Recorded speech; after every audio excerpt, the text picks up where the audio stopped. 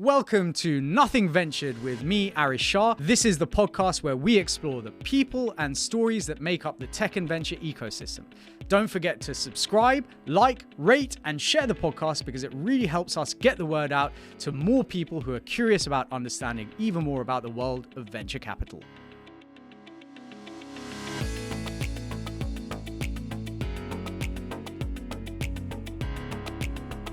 This season of Nothing Ventured is sponsored by Odin.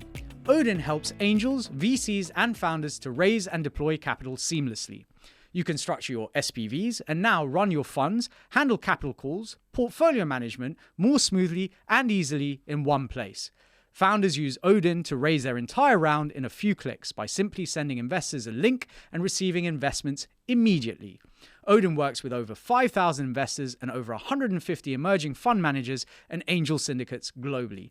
Head to joinodin.com to learn more. That's joinodin.com. Hello and welcome to another episode of Nothing Ventured with me, Arish Shah. Today, I am really excited to have with me in the studio Josh Bell.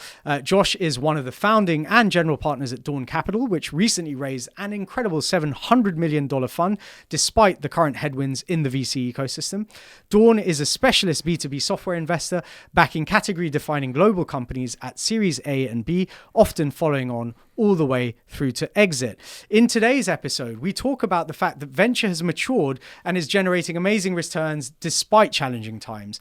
We talk about Dawn's journey 17 years on from their first $30 million fund, whether the SEIS and EIS schemes have been a success, and why diversity has helped Dawn break through, as well as evangelizing customers and looking for more of the same at Series A. Let's get straight into it. Hello and welcome to another episode of Nothing Ventured with me, Arish Shah. Today I'm really excited to have with me in the studio Josh Bell.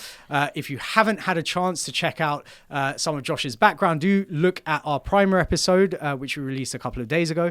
For the meantime though, Josh, great to have you here in the studio with me. Thanks. Pleasure to be here, Arish. Excellent. Let's dive straight in. So you've been in the VC game for coming up to 17 years now, which is pretty incredible.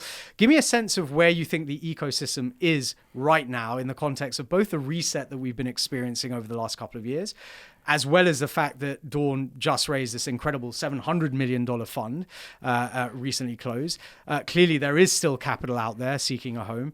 And I guess it's worth touching on some of the incredible exits Dawn has seen, including iZettle, which we talked about in the primer, and why Dawn has stuck to its knitting investing in B2B enterprise software. Yeah, absolutely.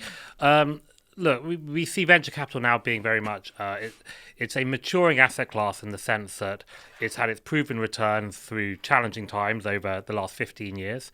We've seen it really be an asset class which the large institutions are now very keen on having as permanent parts of their of their broader kind of portfolio as LPs. And, you know, the nature of kind of investors who we talk to about our funds and those who are approaching us and who are interested in kind of getting access to European B2B venture is a different world perhaps from where we were 15 years ago when we first started having these conversations with LPs. So it's really kind of large institutional investors really see us as a permanent part of their broader asset base. And they also really understand the class that we're investing in. Yeah.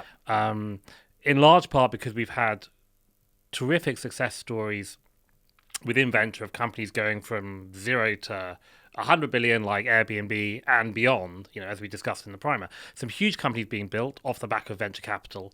So it's really seen that this is an exciting space to deploy long-term growth capital. And for us, we've kind of had the benefit over the last 15, 16, 17 years of really focusing within B2B, so enterprise software. We're the largest dedicated enterprise software fund within Europe. And enterprise software is now seen as being a must-have for a lot of the LPs looking to invest into European venture. Talking about B2B enterprise, right? So over the last several years, we've seen kind of venture being deployed into what I would call slightly odd businesses. So things like 50-minute grocery delivery. Obviously, you guys don't invest in D2C or kind of consumer businesses. On the enterprise side, though, I kind of feel like there's been a lot of tech that has been built that is tangential, not really category defining or transformational. We're seeing a lot of this in the sort of CFO tech space, where you have lots of businesses being built, but the market or their ability to capture the whole market isn't there. And I think over the last 5-6 years, we probably saw quite a few of those businesses. So how do you differentiate between what is going to be a truly category winning, category defining B2B enterprise software business versus one that is, maybe a vitamin rather than a painkiller? Absolutely. So obviously a lot of the businesses we look at perhaps might be defined as potentially features of products rather than kind of the broader product itself. Now, for those, if we see kind of existing category defining players being able to extend some of their reach and do that themselves, then actually that redefines how we would think about investing in that company. But I think there's an important distinction here. That might be the case with companies which are perhaps simply playing to features, but there are certain companies which play to verticals, where the vertical itself can be absolutely large enough to be interesting. The addressable market can be enormous just in the vertical. And also it's quite easy to then extend beyond the vertical into other geos and so on. So so I think it depends on the depth and complexity of the product as to whether the category can be defined by it. Okay. I mean, one of the things that I wouldn't say I'm worried about, but I see potentially happening is with the kind of explosion of the generative AI and the kind of cost of software development having dropped so significantly. Do you think there's a potential to see some fragmentation? So actually, to your point, further verticalization or niche sort of products being built because that cost to build has dropped so significantly. And do you think we might end up seeing some of those larger B2B enterprise software businesses being challenged by smaller businesses taking kind of very specific parts of their market share away because they're able to essentially unbundle some of the product suite that the larger players have built? Or is that not something that you particularly see as a concern? I mean, we see that as, the democratization for us is an enormous opportunity. Yeah. Is being able to go in there and, find the founders who are able to take advantage of how cheap and cost effective it now can be to build an innovative category defining player for far less than you ever needed to in the past. Yeah. And for those, I mean, that's what pure venture capital is. We can invest into those. We don't necessarily see that as threats to our existing businesses. If anything, it's opportunities longer term. Yeah. Okay. Makes a lot of sense. This season of Nothing Ventured is proudly sponsored by Emerge One.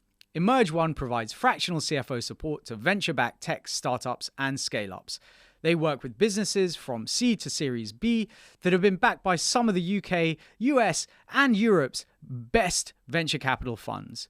They provide support from capital allocation and management, KPIs and reporting, fundraising support, financial modeling, investor relations, and investor management. Come check them out at emergeone.co.uk when you're scaling fast and have need of a CFO. So going back to kind of the state of the ecosystem maybe a little bit, as you know, many of the guests that we've had on the podcast are emerging managers. So how do you think they will fare in general versus more established managers like Dawn in the current environment? Because presumably for many of them, they'll be needing to show returns, preferably DPI, back to LPs as soon as possible because they will be looking to raise their next funds over the next 1, 2, 3 years, but maybe haven't had enough time. And in a current market where you're seeing fewer secondaries, maybe fewer large exits, they may not have the ability to show those returns back to LPs in the way that they would hope. How do you think they're going to fare? I think for earlier managers, there needs to be certainly proof of the strength of the early bets they've made within their portfolios. For those who are perhaps just having invested one fund or perhaps two, there's quite limited expectation that you could really have DPI and exits. It's a little too early doors for that. But I think if those are kind of knockout investments which have been resilient in this environment, LPs can see that. I mean, LPs are in here for a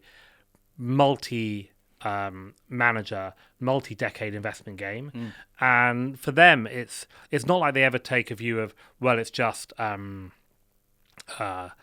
it's perhaps less DPI coming back right now, and therefore I'm no longer interested in emerging managers. Got it. They might be somewhat more selective at the moment, but that's perhaps just a healthy thing because you want to find the best managers out there. I do hear of a lot of great emerging managers still being able to raise funds, and I think that will be the case going forward. So it's perhaps a harder time, but certainly, this is the business now is, as I said at the start, is a very well established asset class. It's certainly easier to have the conversations perhaps than it was when we started back in the kind of 06, 07 with these kind of LPs. And I think for managers and GPs, executing a consistent playbook to target, the businesses they want to invest in, this is still a great time to be raising a venture capital fund. Yeah, and I guess the flip side of that, as I think I discussed in the last episode I recorded with Antonio Avitabile, is that old trope that in tough times great businesses are built. So actually, if you're an emerging manager today, hopefully you should be able to find some really incredible future unicorns or success stories. Yeah, completely. I mean, as we were just saying earlier, the democratization of the ability to found companies with them becoming so much cheaper enables on less capital businesses to be built, combined with the relative cost of investing for managers has now come down with perhaps a resetting of some of the prices in the market. So, those two factors combined, there's a lot of dry powder in the market and so on, means actually there's a lot of capital right now waiting to invest into these companies which are getting it right. Yeah, 100%. I mean, we will be... next week will actually be before this episode airs. We'll be recording a live episode with Peter Walker, who's the head of data insights at Carter, and their Q3 report just came out. And I think what they've seen is ongoing decline. So I think there's sort of around about 30% fewer deals being done and around about 30% less capital being deployed quarter on quarter.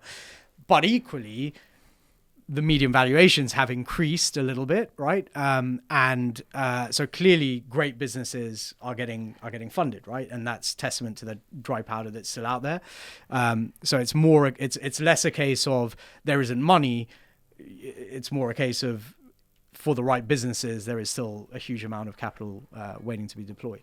Completely. I mean, we announced 2 weeks ago our investment in the Bright payments business out of Sweden. We're super excited about Lena and the team who are building this business. It's the largest check we've ever written into a Series A business. Wow. So the companies are there, the capital is there, and the opportunity's there. Yeah, 100%.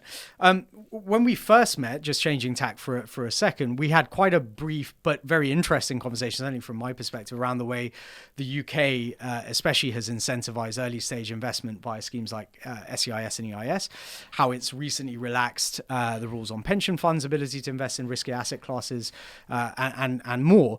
But you have quite a strong opinion, which would probably be quite contrarian to many other people's on the value and success of some of those schemes. So I'd love for you to talk me through your thought process and why you're not necessarily a fan.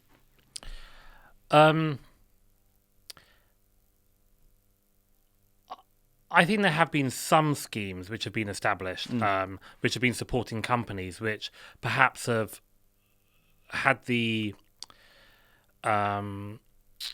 consequence of supporting companies which aren't working for longer perhaps than they kind of need to be supported. Yeah. Now there might be very good reasons for that, but it is ultimately the taxpayer paying for this. And I think whilst there are perhaps some sledgehammer to kind of crack a nut schemes around EIS and SEIS, which clearly do work for a handful of companies which do manage to make it through. At the same time, I'm not convinced that in the round, this is necessarily the most effective way to target taxpayer money at solving kind of the broader equity gap available. At the other end, we were one of the early recipients of what was called the Enterprise Capital Fund scheme back in 2007. The award was in 2006.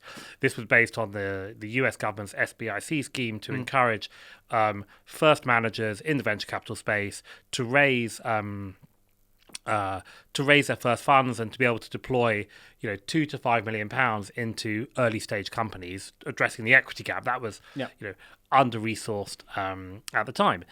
And the scheme was very cleverly designed to encourage private money to come into it.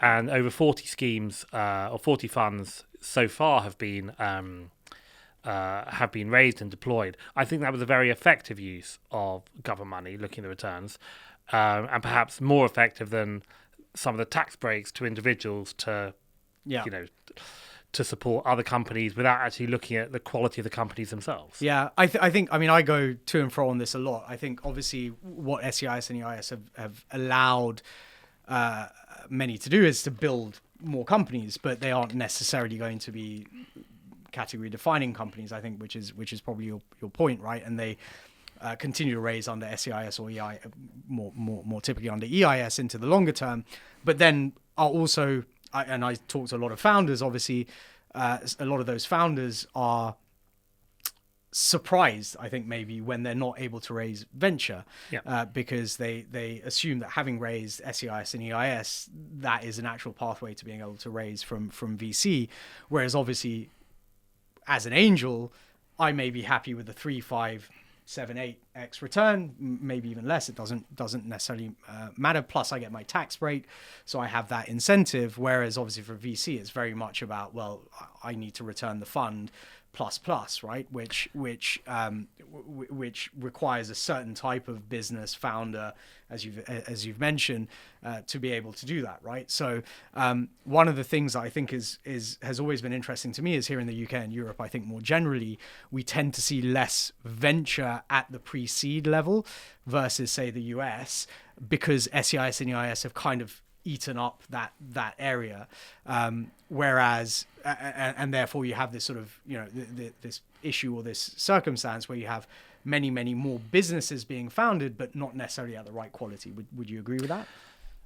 Yeah, I mean, if we look at the data set of perhaps who we've invested in, and forgive me, the numbers aren't exactly correct, I believe it's about 70 companies over the last 16, 17 years, of whom perhaps coming up to a third to but less than half of those are within the UK. I'm not sure whether any of them had, or maybe perhaps one or two at most, had EIS or SEIS money. So if you replicate that across the broader venture capital space, it's not obvious to me at all that these companies are breaking through into raising VC money and becoming large breakout exits. So looking at it from that side of the telescope, it doesn't make sense to me why this is where the taxpayer money is being deployed. Yeah. So, and actually, I think framing it in that way is quite interesting, because I always look at it from the perspective, okay, well, it makes it easier for businesses to raise money, but the flip side of that is, well, okay, yes, but that's less tax going into the treasury, and equally, I think, as I say, it often raises a little bit of a delusional kind of attitude that because you've been able to raise any external capital, you can definitely raise, again and again and again. And I think a lot of founders then get very surprised when that isn't necessarily the case. I would imagine, yeah. Yeah. So whilst this isn't a diversity podcast, the theme comes up quite a lot, probably because it's raised so much whenever anyone in the press talks about VC. Dawn's team is majority women, I believe, right? Was that by design? And do you believe that greater diversity amongst the team necessarily leads to better investment decisions and outcomes? So answering the questions in reverse order, sure. Absolutely. We think being able to move beyond, initially we were 3 men who had come to kind of raise the first fund. We've massively turned that on their head by hiring the best people at each stage, and now we're absolutely a majority woman firm. It means we don't have groupthink. We work in very different ways. We think in different ways. There's a huge diversity within the team, not only within gender, but also within nationality, within sexual orientation, within so many ways in which people then kind of can do the next stage of investing and not come with the all the straight white men in suits perceive that this is actually what the customer wants. So we're very proud of our record within diversity, and I think it has helped us to accelerate to the place where we are today. Yeah, I think what's really interesting to me is that there is this sort of almost a trope, right? Like again, that within venture, there aren't enough female investors coming through the ranks, so that therefore it's hard to find female partners. But I guess there's also the argument that therefore someone has to be the first to take that punch, right? Someone has to actually take the bull by the horns and bring in female investors, even if they aren't quite at partner level, right?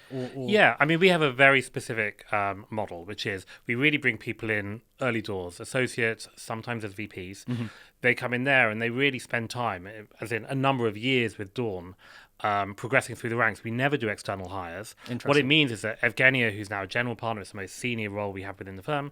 She was the first general partner within Europe in a VC fund to be promoted all the way through from starting the most junior levels. Amazing. We have the same thing with Mina, who came through. She's now a partner with Daniela and so on. All of our team really kind of started early on and work within Dawn to show their chops within investing. So we don't have this challenge, which I know some other VC funds have had, which is where they say, oh, well, it's fine that we're not hiring women because it's so hard to hire them. And why would they want to come across it? None of that solution or lack of a solution makes sense to us.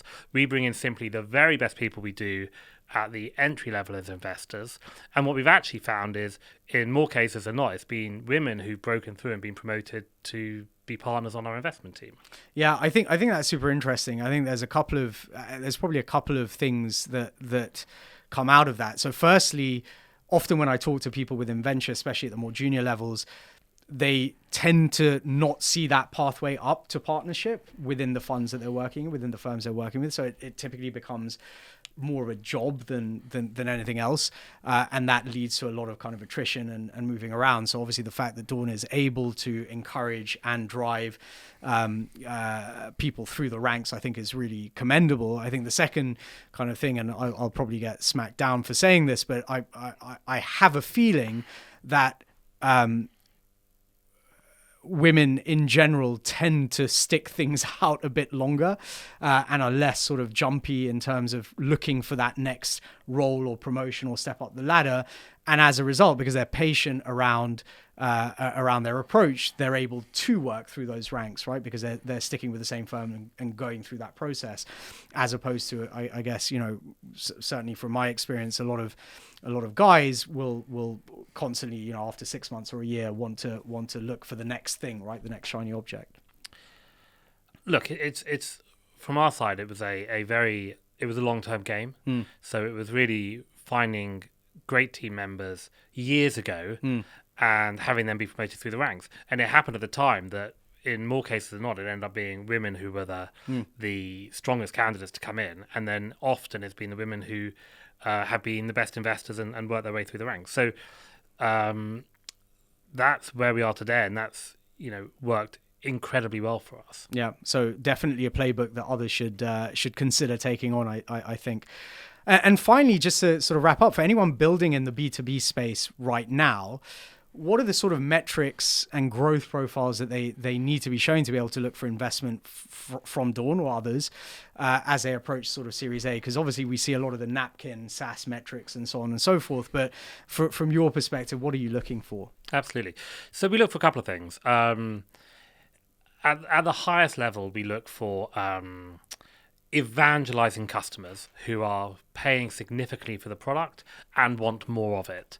What this really translates into is, revenues. We would look for there being at least 7 figures of revenue, so $1, $2, $3 million of revenue, with a really significant momentum behind that. So kind of backward growth of 2, 3, 400% in terms of how the business is growing, and looking forward, maintaining a similar kind of profile going forward. So we can really see that the capital we're deploying into the business can be most effectively, used as fuel on the fire. I think there's a lot of conversation now around, you need to kind of show profitability or ability to go break even and so on. Now, that's true in terms of perhaps after we invest and sort of for the next round. I think it's Series A. That's certainly too early for that. I mean, we're looking at deploying 15 million plus into a company. We don't necessarily want to see companies which at our stage are anywhere near break even. We kind of can assess whether that's the case longer term. But for us, it's seeing the ROI on the capital we're deploying and the fact that there's massively excited existing customers who have a lot of headroom in how they can spend with the company, alongside a huge potential untapped pool of other customers out there. That combined with, a target within European enterprises led by a great team, that for us is a very exciting combination. Yeah, I think what's really interesting is exactly that conversation around sort of break even and getting to profitability. That message, I think, is actually counterproductive for a lot of businesses that are trying to grow and scale, because once you essentially bend your business into being cash positive or break even, it's very hard to then keep the momentum up on growth, right? Because all your focus is on constraint to some extent, right? Completely. So constraining costs, constraining spend, and then it's very hard to break out of that again, unless you just have a product that is that is taking off and your costs are already very low. But I think that false narrative is actually counterproductive, because all it then does is, well, I say all it then does, it obviously creates sustainable businesses, but it's not going to create the businesses that scale and exit at large valuations. Yeah, completely. I mean, we should be careful about taking lessons which we currently see in public markets today. Obviously, they're valuing profitability and ability to break even more perhaps they did in the past, but taking those lessons and prescribing them with a complete overlay onto potential Series A investments. Obviously, over time, there'll be lessons about how the company should grow and deploy capital. But at the stage at which we invest, we're really looking for momentum and ROI on our capital. Yeah, no, it makes a lot of sense. And I think, especially in this sort of environment where, as we said earlier, there is capital out there to be deployed. It's about, finding great businesses. So I think founders who focus on building great category defining businesses, rather than worrying about, at least at that level, at that stage, that sort of profitability question, means that they'll have more of a chance to build an incredible business over the longer term. And I guess to your earlier point, right, as long as you can map out, or you can see the directionality, how that pathway to profitability can be achieved over the longer term, then at Series A, it's really, neither here nor there whether they're actually breaking even. And in fact, one could argue, well, if they're breaking even or even generating cash, why do they need to raise additional capital, right? Absolutely. So, Josh, it's been absolutely amazing having you here in the studio with me today. For our audience, where's the best place for them to find you online? You're on LinkedIn, you're on Twitter. Where can they find you? Absolutely. Dawn Capital website has all my details. Twitter at Josh Bell, LinkedIn, Josh Bell URL. Excellent. Josh, thank you so much. I really appreciate your time. Thanks. Really enjoyed it, Arish. Thank you.